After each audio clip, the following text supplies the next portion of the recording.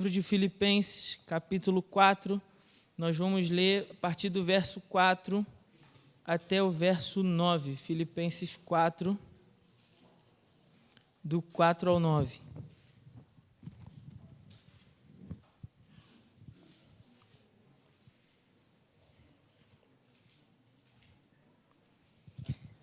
Filipenses 4, a partir do versículo 4, diz assim a palavra do Senhor. Alegrai-vos sempre no Senhor, e digo outra vez, alegrai-vos. Seja a vossa bondade conhecida por todos os homens. O Senhor está perto. Não andeis ansiosos por coisa alguma. Pelo contrário, sejam os vossos pedidos plenamente conhecidos diante de Deus por meio de oração e súplica com ações de graças. E a paz de Deus, que ultrapassa todo entendimento, guardará o vosso coração e os vossos pensamentos em Cristo. Quanto ao mais, irmãos, tudo que é verdadeiro, tudo que é honesto, tudo que é justo, tudo que é puro, tudo que é amável, tudo que é de boa fama, se há alguma virtude e se há algum louvor, nisso pensai. O que aprendestes, recebestes, ouvistes e vistes em mim, tudo isso praticai, e o Deus de paz estará convosco. Amém? Pai querido, damos graças pela Tua palavra, assim como o Senhor já tem falado conosco através das canções, da leitura que foi feita da Tua palavra, dos momentos de oração, do momento ofertório. Continua, Senhor, falando conosco agora, também por meio desta palavra. Pai, em nome de Jesus, eu peço que o Senhor derrame sobre nós a unção do Teu Santo Espírito, Senhor, nos dando compreensão e entendimento da Tua palavra, sendo sobre nós, ó Pai, como a chuva que rega a terra, a chuva que faz brotar, nascer a semente, e a semente é a Tua palavra. Por isso, Deus, nessa noite, pedimos ao Senhor que opere em nós o milagre, o dom da vida, Senhor, da vida que vem do Senhor, da vida da qual falou Jesus, uma vida em abundância. Não apenas uma vida ou qualquer tipo de vida, mas uma vida que vale a pena ser vivida. Nós cremos, Senhor, que essa vida é produzida por meio da Tua palavra, da boa semente. Por isso eu peço que no nome de Jesus essa semente possa brotar nessa noite dentro dos nossos corações. Eu oro assim com o perdão dos nossos pecados e em nome de Jesus. Amém. Os irmãos podem se assentar, mas mantenha, por favor, a sua Bíblia aberta, tá bom? Para que você possa acompanhar. Eu vou construir com você nessa noite um raciocínio e apontar para você aquilo que, à luz da palavra de Deus, seja um remédio para nós contra esse mal, contra desses males do século, que é a chamada ansiedade. Então, nós vamos, olhando para esse texto, perceber que esse texto tem para nós três indicações, três ações práticas que podem nos ajudar a vencer a dificuldade, o transtorno de ansiedade. Eu quero já, antes de tudo, chamar a sua atenção no texto para essas três ações práticas, para você, desde já, perceber aonde eu quero chegar já desde o início. Primeiro, ele fala sobre oração. Não andeis ansiosos por coisa alguma, pelo contrário, sejam os vossos pedidos plenamente conhecidos diante de Deus. Plenamente conhecidos por meio do quê? Da oração. Então, a primeira ação prática que Paulo nos orienta para vencer a ansiedade é a oração. Amém? Orar corretamente. Eu vou explicar mais isso ao longo desse sermão. Mas a primeira coisa que eu quero que você guarde é: eu preciso orar corretamente.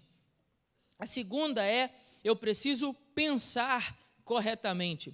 Veja o que ele diz lá no versículo 7 e 8, ele fala assim: e a paz de Deus, que ultrapassa todo entendimento, guardará o vosso coração e os vossos pensamentos, não em qualquer lugar, mas guardará os vossos pensamentos em Jesus. Quanto ao mais, irmão, tudo que é verdadeiro, tudo que é honesto, tudo que é justo, tudo que é puro, tudo que é amável, tudo que é de boa fama, se alguma virtude há e se algum louvor, nisso pensai.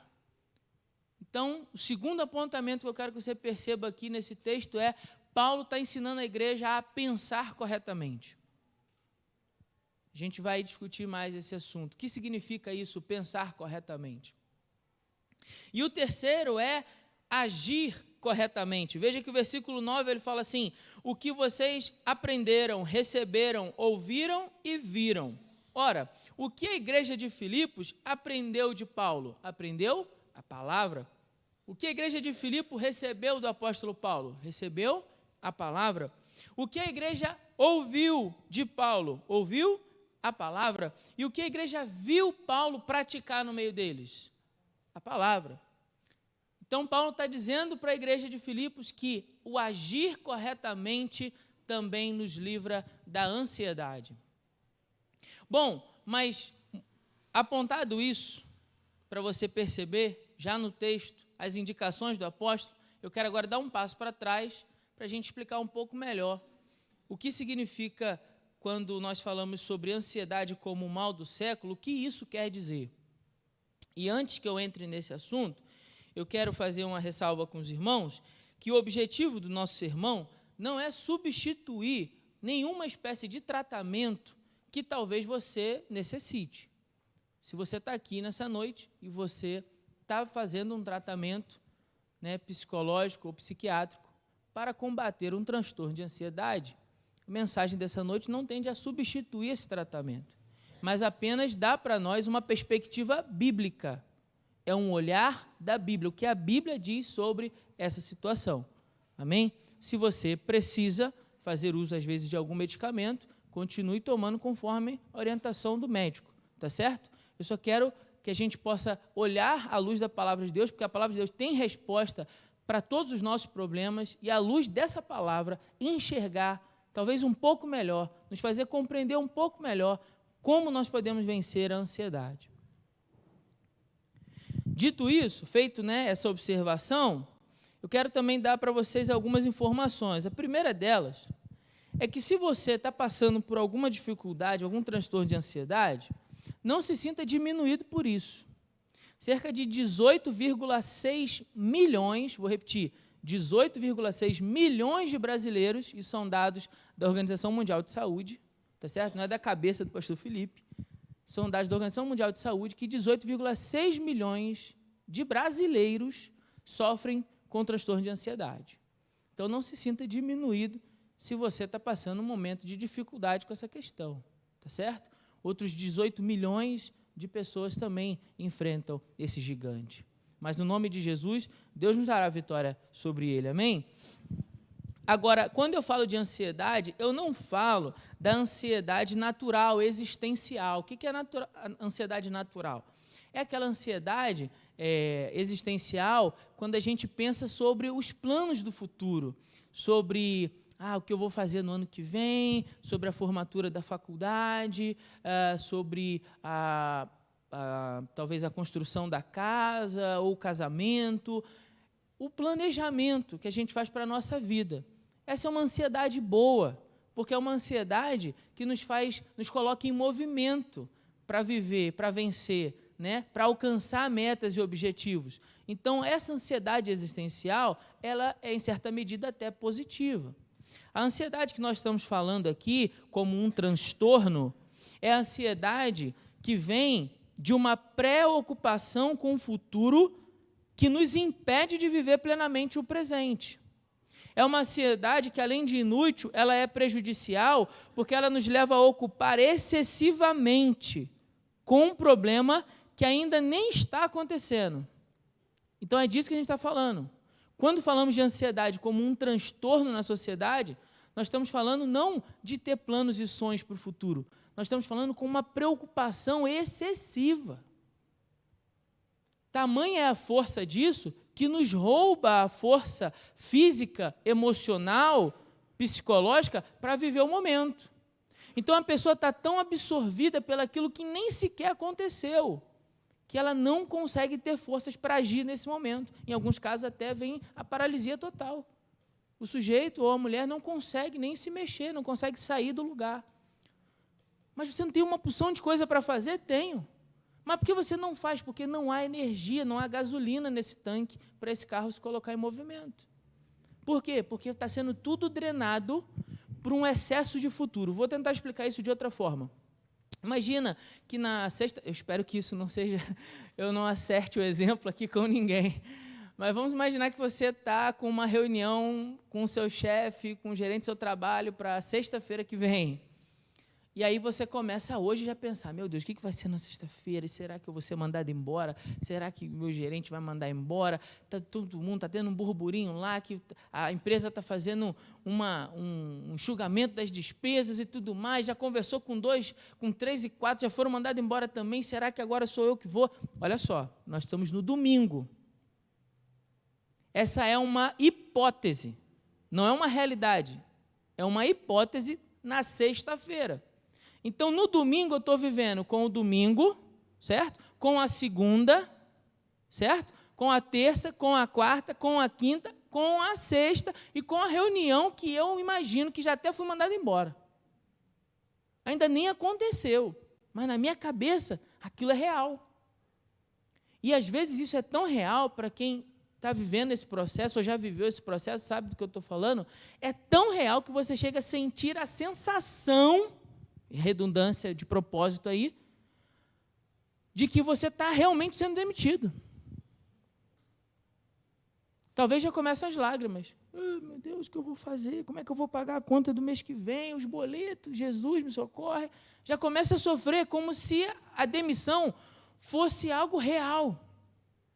Olha que interessante. Pegaram um grupo de pessoas que sofriam de um transtorno de ansiedade na Universidade da Pensilvânia, nos Estados Unidos, e pediram para que, durante um período de 30 dias, eles anotassem, eles registrassem todo e se que aparecia na cabeça deles. Então, por exemplo, e se eu for mandado embora, se esse pensamento veio, eu devo anotar num diário. Tá certo? Durante 30 dias eu vou fazer isso. Pegaram aquele grupo de estudo e pediram para que eles fizessem essa atividade. Então, veio uma preocupação, eu vou sair na rua de carro, e se eu bater? Aí a pessoa tinha que ir lá no diário, no final do dia, e anotar isso. E se o meu filho ficar doente? Ela tinha que anotar isso. Ao longo de 30 dias, eles anotaram. Chegou o final desse processo, pegaram os diários e foram observando o que tinha acontecido e o que não tinha acontecido. Qual era uma preocupação que acabou se tornando uma realidade e qual eram as preocupações que não se tornaram realidade. Sabe qual foi a conclusão desse estudo? 91% das vezes, aquela preocupação não aconteceu. O e se não se tornou realidade. Olha que interessante. Mas era uma realidade durante aquele intervalo de tempo na cabeça daquelas pessoas, por conta do quê? Da ansiedade, dessa preocupação excessiva com o futuro que é hipotético. Ele não está acontecendo. Imagina, irmãos, com esse tanto de preocupação, como essas pessoas conseguiam aproveitar plenamente a vida que elas têm no presente. Porque a verdade é que o futuro para nós é só uma ilusão. Ele não existe. Nós temos a ideia e desejamos que isso seja realidade, que amanhã nós estaremos aqui. Mas qual de nós pode garantir isso? Nenhum de nós. Nós queremos estar aqui e que no nome de Jesus você esteja. Mas a verdade é que o Senhor pode nos chamar. Então, o futuro, até mesmo de um único dia, é uma ilusão. O passado virou história. E o que realmente nós temos é um presente, que é de fato um presente de Deus, para ser aproveitado. Mas veja só, vou voltar lá no exemplo que eu dei da reunião de sexta-feira. Eu estou hoje, almoço em família, domingão, se reuniu a família. E aí a sua esposa ou a sua mãe fez aquele almoço de domingo, bacana, para a família se reunir e comer bem, né? E aí a gente aproveita tudo e a dieta deixa para segunda-feira, porque hoje é o dia de comer bem. E aí você chega lá naquela comida bem. Mas lembra, no nosso caso aqui, hipotético, essa pessoa está sofrendo com esse transtorno de ansiedade e ela já até chora em prantos, achando que na sexta-feira vai ser mandado embora. Nossa, que desperdício. Porque a última coisa que essa pessoa vai sentir é o sabor da lasanha. É o gosto do churrasco. É a alegria de tomar aquele refrigerante geladinho. Ou o suco, né? Que a gente é fitness. Toma o suco geladinho. O sabor da comida não vai. Você vai comer num piscar de olhos, sem perceber, e vai dar lugar à azia, à indigestão. Porque comeu tão rápido, sem perceber o sabor da comida e do alimento, comeu, mas não se alimentou, bebeu, mas não matou a sede, porque está sofrendo com o excesso de futuro anulou o seu presente. Aí o seu corpo reage, porque nosso corpo foi criado de uma forma inteligente por Deus. Então, nosso corpo é inteligente, ele começa a disparar os sinais de alerta. Aí você começa a ter aquela queimação, aquela azia, começa a querer arrotar e tudo, e eu não quero aqui enjoar os irmãos, mas você sabe como é que é aquela sensação quando a comida não caiu legal, mas o problema não está na comida, ninguém mais passou mal, está todo mundo bem, a comida só não bateu bem em você, porque o seu estômago disparou um alarme dizendo assim, ei, está acontecendo alguma coisa errada, ei, temos um problema, como o carro disparando um alarme que está sendo roubado, ó, tem alguma coisa roubando você, roubando a sua existência, roubando o seu presente, o sabor da vida, e da vida oferecida por Jesus, que é a vida em abundância, não é qualquer tipo de vida, tem alguém roubando. Nosso corpo começa a dar sinais. É isso que a psicologia vai chamar de doença psicossomática. Como assim, pastor? Psicossomática. São doenças que surgem de um transtorno psíquico, então há um transtorno ali, porém, ela se reflete no soma, por isso somático. O soma é o corpo. Então, o problema é no campo da psique, do pensamento, da cabeça. O problema é na cabeça. É nos pensamentos e emoções. Mas aí reflete no corpo, porque o corpo começa a agredir. A mente começa a agredir o corpo. Para quê? Para mostrar que tem alguma coisa errada acontecendo. Então, o corpo começa a produzir uma série de problemas. Vou narrar para vocês, mas não precisa se prender a isso tecnicamente, é só a título de conhecimento. O nosso cérebro possui uma região chamada hipotálamo, diretamente ligada a uma glândula chamada hipófise. Nessa glândula, ela é responsável por produzir todos os hormônios que controlam as funções do nosso corpo. Então, veja só, no seu cérebro tem um lugarzinho que produz uma espécie de sopa, como se fosse uma sopa mesmo, com várias coisas, com vários legumes. Imagina que cada tipo de legume dessa sopa é uma espécie de hormônio diferente. Então, lá na nossa cozinha cerebral, produz essa sopa, e essa sopa inunda o seu corpo. No que essa sopa inunda o seu corpo, é responsável por controlar as funções. Só que, quando a hipófise ela é, entre aspas, aí, agredida ou excessivamente, né, atacada por conta desse excesso de futuro no presente, ela começa a ter o seu trabalho, a cozinha não vai bem. E ela começa a não preparar bem essa sopa. A sopa começa a dar errado, começa a não sair tão bem assim. E isso vai desencadear uma série de complicações no nosso corpo físico. Então, por isso que uma pessoa com distúrbio de ansiedade pode acabar sofrendo diversas doenças. Pode virar uma doença. Então, veja como é que eu estou falando aqui, é algo muito sério, que a gente precisa pensar sobre isso. Pode virar uma doença. Então, o objetivo de tratar desse assunto é para que isso não aconteça isso. Você tem a oportunidade de, à luz da palavra de Deus, reverter esse quadro no nome de Jesus. E Deus tem poder para isso. Então, veja, pode gerar essas doenças, como exemplo, doenças respiratórias. Então, talvez nem todo problema respiratório que você tenha seja por conta da nossa região. Aí você coloca na conta do minério, mas não é por causa do minério. Tá certo? Ou, às vezes, pode até ser agravado, mas não gerado por conta do minério. Doenças respiratórias, problemas circulatórios, doenças de pele, cefaleia, gastrite, úlcera.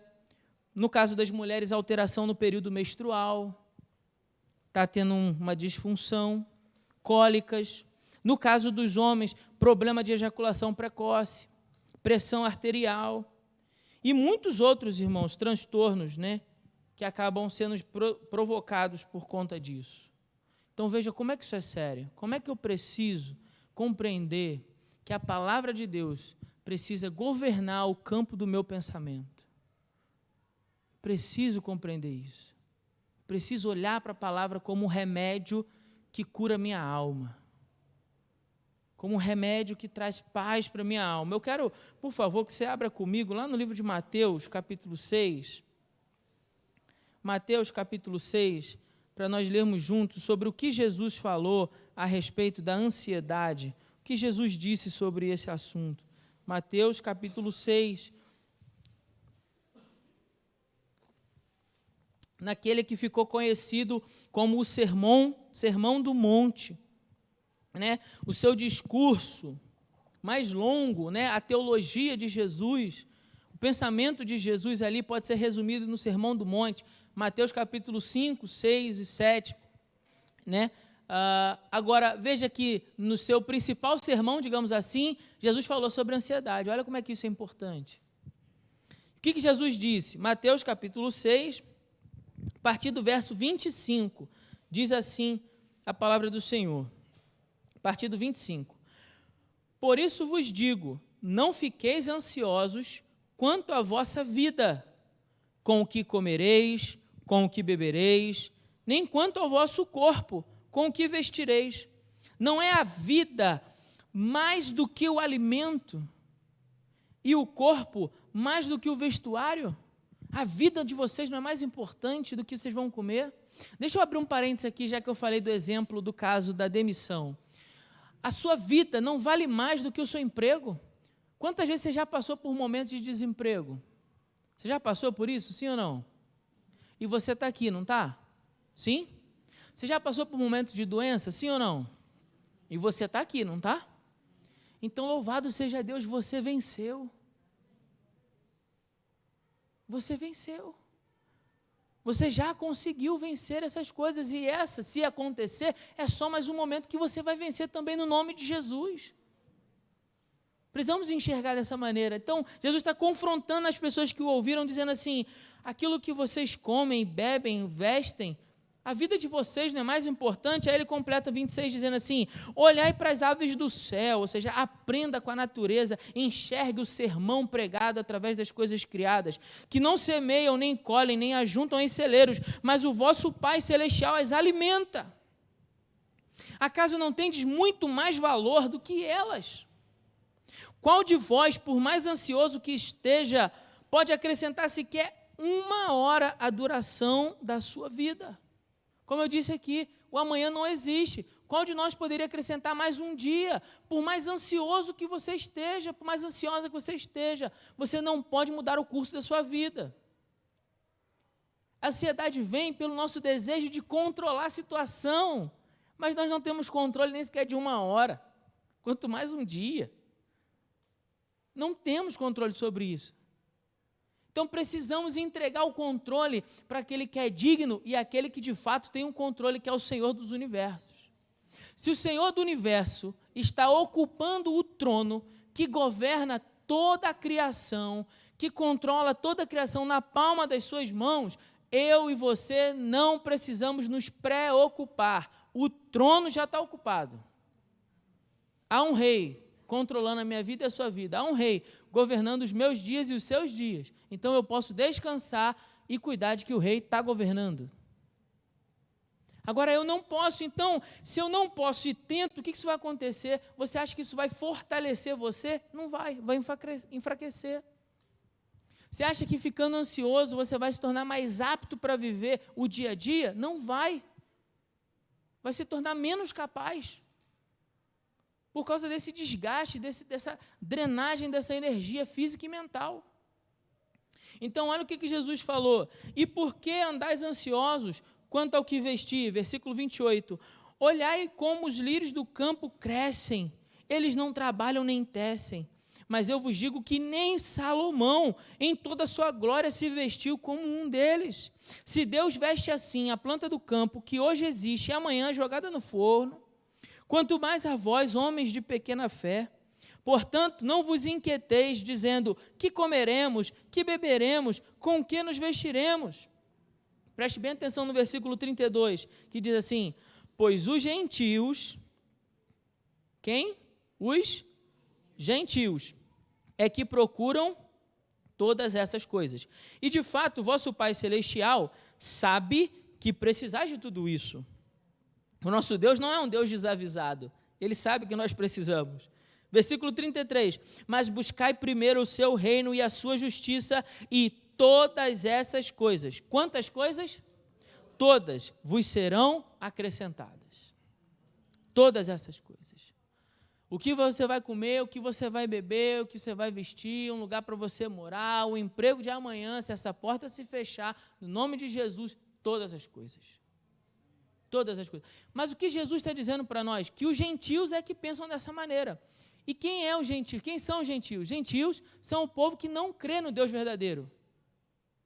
Então, todo aquele que não crê no Deus verdadeiro vai ficar extremamente preocupado com os cuidados do amanhã. Por quê? Porque o gentio, ele não crê que existe um Criador do universo que está cuidando das nossas vidas. Então, ele se preocupa. Deu para entender? A ansiedade na perspectiva de Jesus, na lógica do pensamento do mestre, tem a ver com incredulidade. Quanto mais eu não creio que Deus é perfeitamente poderoso para cuidar, para fazer, quanto mais eu não creio que Deus me ama para cuidar de mim, quanto mais eu não creio que Deus é sabedor de todas as coisas e sabe o que é melhor para mim, quanto mais eu não creio nisso, a ansiedade vai tomando conta dessas coisas. Mas o inverso também é verdadeiro. Porque quanto mais eu creio que Deus sabe de tudo e sabe o que é melhor para mim, eu confio, não me preocupo. A ansiedade dá lugar à paz que transcende todo entendimento. Ninguém está entendendo nada, mas você está em paz com aquilo. Quanto mais eu creio que Deus me ama e cuida de mim e tem o melhor para mim, como diz a palavra de Deus lá no livro de Jeremias, capítulo 29, versículo 11. Eis um versículo aí para você memorizar. Escreve isso e põe na sua geladeira. Para você ficar, todo dia que for pegar água, você ficar lendo até decorar isso. Bem sei eu que pensamentos tenho a respeito de vós, diz o Senhor. Pensamentos de bem e não de mal, para lhes dar um futuro e uma esperança. O meu Deus tem pensamentos a meu respeito, de me dar um futuro, de me fazer o bem. Olha como isso é poderoso. Olha como a palavra de Deus é o remédio que a nossa alma precisa. Então, quanto mais eu me agarro à crença de que esse Deus está cuidando dos meus dias, menos ansioso e preocupado eu fico. Essa é a lógica do pensamento de Jesus. Mas agora, então, nós voltamos para entender melhor essas três ações de Paulo, para a gente poder fechar o pensamento. Para Paulo, a ansiedade precisa ser combatida de três maneiras. Como eu disse no início, quem lembra aqui? Orar corretamente, mas o quê? Pensar corretamente, mas o quê? Agir corretamente. Vamos falar um pouco mais sobre isso aqui no texto. Lá no versículo 6 ele diz assim, não andeis ansiosos por coisa alguma, pelo contrário, sejam os vossos pedidos plenamente conhecidos diante de Deus. O que é plenamente conhecidos? Tudo que está no meu coração, tudo que está me preocupando, eu vou colocar diante de Deus em oração. Primeira coisa, eu vou para Deus e eu vou orar e eu vou apresentar, Senhor, é isso, está acontecendo isso. E eu estou me sentindo assim. Tudo. Abrir, rasgar o meu coração diante de Deus. E aí ele fala, esses pedidos diante de Deus por meio da oração. Você sabe que o Novo Testamento ele foi escrito em grego, que era o grego comum, chamado grego koiné. E a palavra que aparece aqui no grego para oração também é a palavra para exaltação. Quando nós vamos adorar a Deus, por exemplo, quando eu vou diante de Deus e eu vou orar, eu vou falar com Deus, mas eu não vou pedir nada a Ele, eu vou exaltar a Deus. Como assim, pastor? lembra de Jesus? Pai nosso que está no céu, santificado seja o teu nome. Tem algum pedido aqui? Não. Há um princípio aqui, um princípio de exaltação. Jesus vai a Deus, mas ele não inicia pedindo nada. Ele inicia o quê? Exaltando quem Deus é, reconhecendo a majestade de Deus. Isso é uma lição para nós importante. Por quê? Como eu disse para você, no pensamento de Jesus, quanto mais eu reconheço esse Deus que me ama, que cuida de mim, que tem pensamento de me fazer o bem, menos ansioso eu vou ficar. Então eu devo ir para a oração, não apenas, irmãos, como alguém que vai ao supermercado, sabe, com aquela listinha, ali você tem arroz, feijão, frango, né, café, tudo que você precisa. Mas aí eu vou a Deus, não como quem vai com uma listinha de supermercado no bolso, mas eu vou a Deus e começo exaltando por quem Ele é, me lembrando de quem esse Deus é. Um Deus que pode todas as coisas. Você já tentou orar só exaltando a Deus? Faz esse exercício depois em casa. Assim, vou orar, separar aqui um tempo para oração. 5 minutos, 10 minutos que seja, faz esse exercício. E eu vou apenas exaltar, eu vou apenas reconhecer quem é Deus. Não vou pedir nada, não vou falar sobre nada, não tem a ver comigo essa oração. Toda essa oração tem a ver com Ele.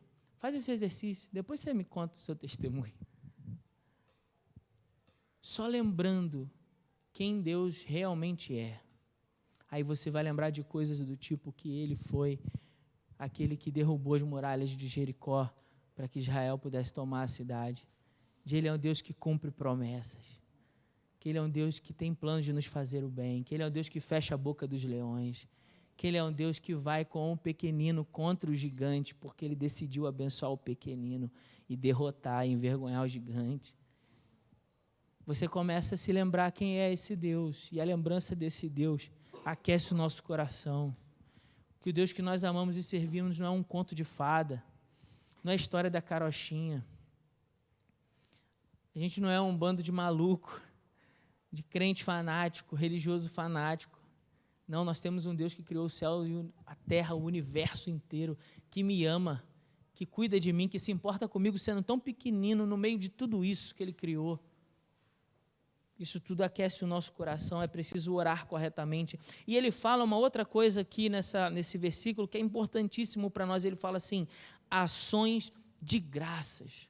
Ele fala de quando eu chego para Deus para orar, mas eu não estou preocupado apenas em pedir, como eu disse, eu oro, eu suplico, aí ele fala aqui por meio da súplica, né? Eu não expliquei, a palavra súplica quer dizer um pedido com humildade e insistente. Então eu chego a Deus com humildade e insisto, Deus, estou precisando disso, estou precisando daquilo. E depois ele fala ações de graça, que é eu agradecer a Deus, eu ser grato por tudo que Deus já fez.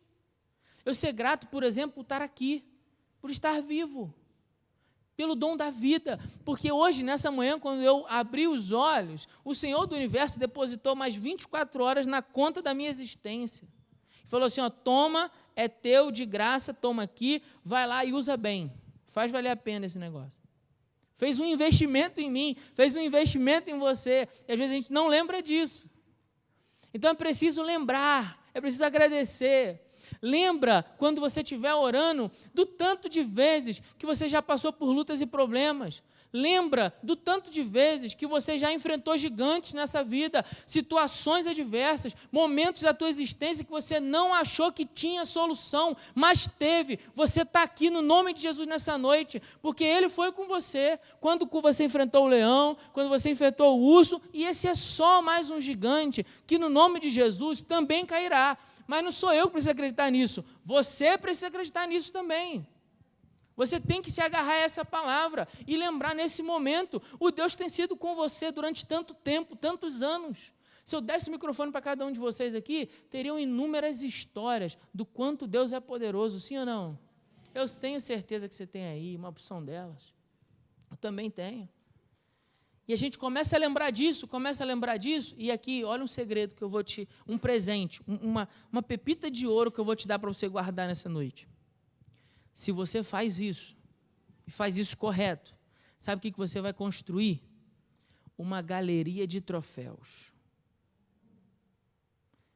Sabe quando um time de futebol tem lá uma sala, né, cheia de troféus? cheia dos troféus. E aí você que torce, você é apaixonado lá pelo seu time. Meu Vasco não, porque eu já entreguei para Deus. Mas tem os troféus lá. E aí eu vou lá para visitar o estádio do Vasco, para ver os troféus que meu time já ganhou. Tem Mundial. Fecha o parêntese. Aí eu entro lá, e o que eu vou ver? Uma série de vitórias, não é isso? Registradas lá, uma após uma, me lembrando o quanto aquele time é vencedor. Quando você tem o costume de agradecer ao Senhor e faz isso corretamente, você também constrói a sua galeria de troféus. É por isso que quando Saul foi questionar Davi, por que ele era um menino e ia enfrentar o gigante, ele falou assim, peraí, deixa eu te levar aqui num lugar, vem cá. A minha fé possui memória. Você pode repetir isso para você guardar? A minha fé possui memória. Uma fé forte é uma fé que tem memória. Aí Davi chega e fala assim, vem cá, vamos ali, rapidão. Aqui, ó, esse aqui é o troféu, é só uma licença poética aqui, tá, irmãos? Isso não é literalmente falando. Mas se deu para entender aí, né? Diz, ó, esse aqui é o troféu de quando Deus foi comigo, quando eu enfrentei o leão. E esse troféu aqui, grandão, aqui é do urso. Deus foi comigo também, eu tomei ele, agarrei. Esse lugarzinho aqui, ó, tem uma estante já aqui preparada, aqui com um acrílico bonito, é o troféu de quando eu cortar a cabeça desse gigante no nome de Jesus. Já tem um espaço preparado para o que vai acontecer. Entende? Quando você é grato a Deus, você constrói na sua mente uma galeria de troféus. Aí, quando chegam os problemas, você começa a se lembrar. Aí é o momento que o Espírito Santo fala assim, filho, agora chegou a hora, filha, agora chegou a hora de eu e você darmos um passeio pela nossa galeria de troféus. Vem cá. E aí começa a lembra disso? Lembro. Fui contigo. Lembra disso? Lembro. Eu também estava lá. E você lembra aqui que você estava sozinho? Estava não. Eu estava contigo lá e eu e você somos sempre maioria. Você lembra disso? Lembro. Eu fiz também. E agora? Aí você sai daquela galeria fortalecido na tua fé. Então, orar corretamente é poderoso por conta disso. Eu tenho que avançar por conta do horário. Só mais 2. Eu preciso pensar corretamente. Pensar corretamente. Olha bem o versículo, olha o que Paulo fala. Finalmente, irmãos, no versículo 8, tudo que é o quê? Vamos ver as qualidades, os atributos. Verdadeiro, tudo que é respeitável, tudo que é justo, tudo que é puro, tudo que é amável, tudo que é de boa fama, tudo que, se há alguma virtude e se há algum louvor, nisso pensai. São essas as coisas que devem ocupar os nossos pensamentos. Olha só as qualidades dessas coisas, não é isso? Mas deixa eu te fazer uma pergunta. Que tipo de coisas você tem colocado para dentro dos seus pensamentos? Que tipo de coisa? Houve uma época da minha vida, 2016, que eu tive uma dificuldade muito grande com ansiedade também. E uma das coisas que o pastor que estava cuidando de mim naquela época falou para mim foi, para de assistir jornal. Porque eu assistia 3 jornais por dia. O da manhã, o da tarde e o da noite. E você assiste jornal, você sabe como é que é. Parece que é só derrota. Parece que não tem acontecendo nada de bom no mundo inteiro. Parece que no mundo inteiro só tem coisa ruim acontecendo. E aí ele falou assim, bom, Felipe, vamos fazer um teste, vamos dar um tempo nisso aí? Eu falei, vamos, claro, porque, poxa, o pastor está me aconselhando, está cuidando de mim, eu vou aceitar o aconselhamento. Eu falei, claro, tirei, eliminei. Irmãos, é impressionante. A gente não percebe, mas o quanto a nossa mente é bombardeada. Internet, é WhatsApp, é Facebook, é YouTube. O quanto de lixo nós temos consumido nesse tempo. E aí depois, de repente, você não entende por que de noite, de uma hora para outra, do nada, você começa a ter uma palpitação no coração e não sabe o que aquilo é uma aflição, como se fosse um ataque cardíaco. Você não entende o porquê daquilo. Deixa eu te contar uma coisa. Seu cérebro não tem filtro. É muito pequeno o filtro dele. Então não adianta querer passar um rio de esgoto, e desculpa usar essa terminologia, mas um rio de esgoto pela tua mente, pelos teus olhos, inundando o teu subconsciente dessas coisas, e depois achar que vai achar água limpa do outro lado. Não vai. Não vai. Isso não existe. Então você precisa consumir nos teus pensamentos aquilo que é bom, aquilo que é agradável, aquilo que é de boa fama. Você precisa ter cuidado. Tenha cuidado com aquilo que você permite que entre nos seus olhos. Tenha cuidado com aquilo que você permite você ver. Às vezes, quando eu descia para o Rio nas férias, se a família estiver ouvindo, já era, mas eu vou contar mesmo assim. Ficavam me mandando uns vídeos, aí hoje já sabe que se for vídeo de negócio de tiroteio, de morte, de acidente, eu não assisto. Não assisto. Aí pode fazer piada, pode ficar com raiva, eu não vejo. Por quê? Porque eu já entendi que se eu não tiver um filtro mental poderoso, essas coisas vão ficar lá, e alguma hora a conta chega. E aí, normalmente, é quando a conta chega que a gente não dá conta de controlar o tanto de lixeira que a gente botou para dentro. Então, pense corretamente, busque pensar nas coisas do alto, naquilo que é a louvor, que é a virtude, que é puro, que é amável. Alguém veio contando para você a última novidade da tragédia no mundo, e falou assim, olha, todo respeito, não conta não. Vai chegar um momento, e aí eu tenho esse testemunho agora, que as pessoas vão desistir de fazer isso com você. Aí, glória a Deus, desistiram logo de tentar. Como disse o grande poeta e escritor, Aldo Waldo Emerson, o homem é o que ele costuma pensar durante todo o dia. Então, imagina, se nós concentramos os nossos pensamentos nos problemas, que tipo de homem nós estamos nos tornando? Se eu me torno aquilo que eu penso durante todo o dia, que tipo de homem e mulher você está se tornando? E para terminar, eu preciso agir corretamente. Aquilo que eu aprendi, aquilo que eu recebi, aquilo que eu ouvi, aquilo que eu vi nos meus líderes, isso eu devo praticar. Então, Paulo está falando, você precisa agir corretamente. Como disse Tiago, nós precisamos sair do campo do ouvinte, igual você veio aqui hoje, você ouviu uma série de informações, cabe agora você sair daqui como um praticante, praticar isso, colocar isso em prática, porque é o agir corretamente, somado ao pensar corretamente e ao orar corretamente, que vai ajudar com que você vença o teu gigante. Deu para entender isso? Amém? Você precisa praticar.